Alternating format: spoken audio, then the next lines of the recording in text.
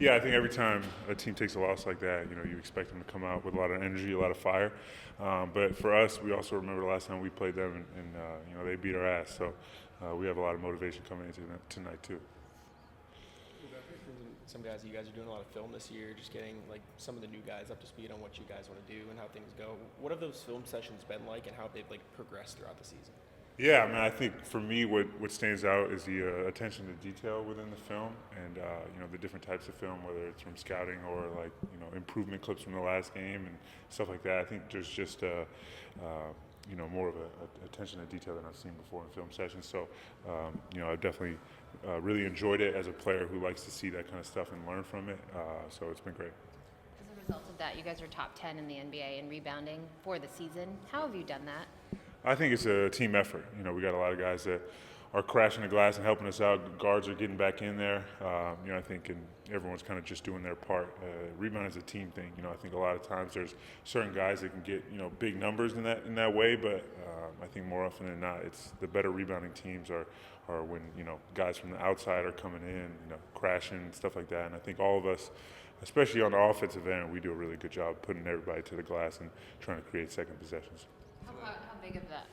How much of that is scheme versus effort and It's hustle? a little bit of both. I think it's definitely a mindset, effort thing above all.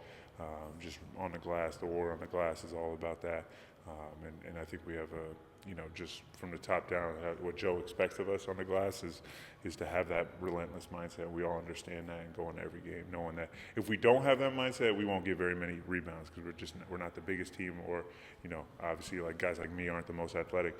We need to have the mindset and effort to kind of help us. Joe was saying the other day that Jaylen has tried to get to know everybody on the team this year, kind of tailor each relationship. I know you spent some time with him over the summer in the building. What's the process been like of him getting to know your game, getting to know you, welcoming you in here?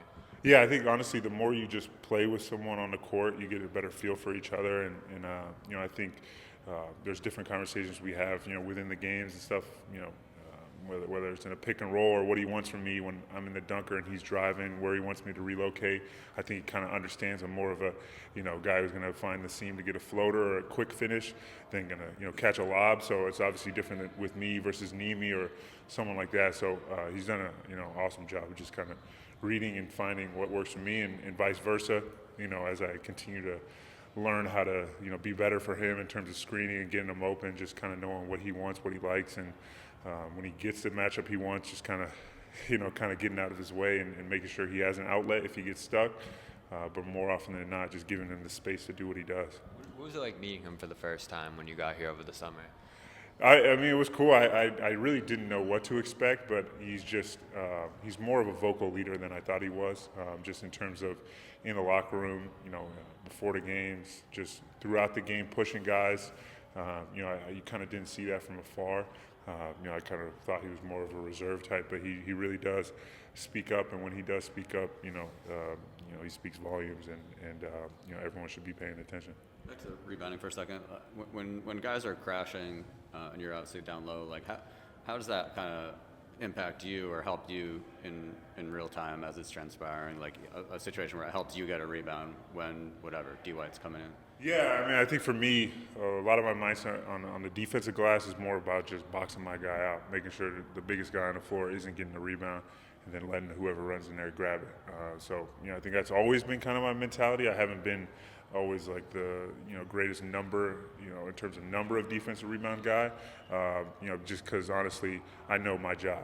My job is not to get into jumping competitions trying to leap and grab rebounds and allow guys that obviously have that advantage over me to get those. For me, it's trying to get those guys out of the way, make sure they have to deal with the box out, and then letting Ugo, DY, whoever's in there running, who gets a free lane to get the rebound, grab it, and then obviously when it's in my area and I can get it, grab it myself. And how are you seeing defenses adjust to your shooting, your three-point shooting? Are you seeing them react any differently than they did at the start of the year? Yeah, I mean, I think, especially as you evolve in the league, it kind of starts out with, they're going to dare you, and then, you hit one or two, or you start hitting them consistently, they start to veer or different things like that.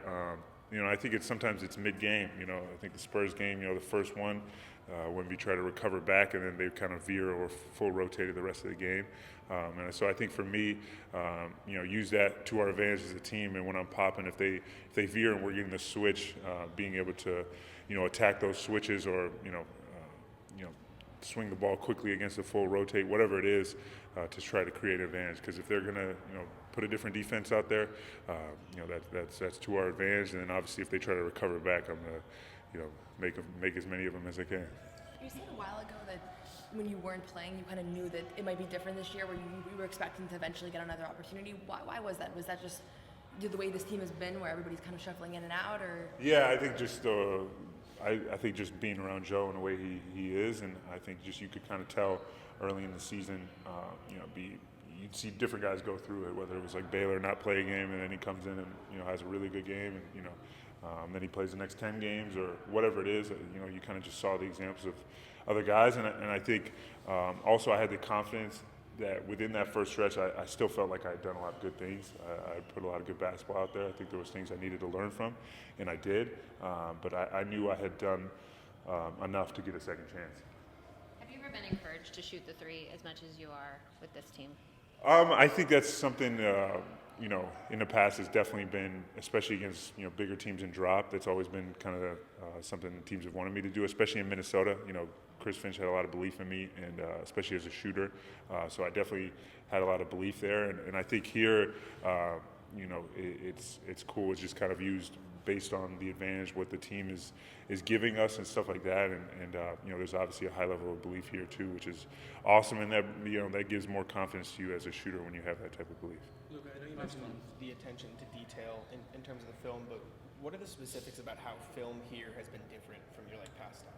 I think it's also deeper within how many details we have within our coverages, how we switch things up against different offenses and different guys, and every game is kind of a different, unique game plan in terms of based on what their personnel is, and I think some teams it's different. It's like, this is what we do. We're going to do it most of these games. We might switch it up if there's like a big name or Shea or Luka. We might have to blitz him or whatever. I feel like for us, there's a lot more adjustments we make game to game, and that's kind of what stands out in film, because usually that's what film's about. Like film this morning was a lot about Brooklyn and how we're going to guard them and stuff like that. So you see the adjustments we're going to make based on who's out there and PJ, what we're going to do against him, stuff like that.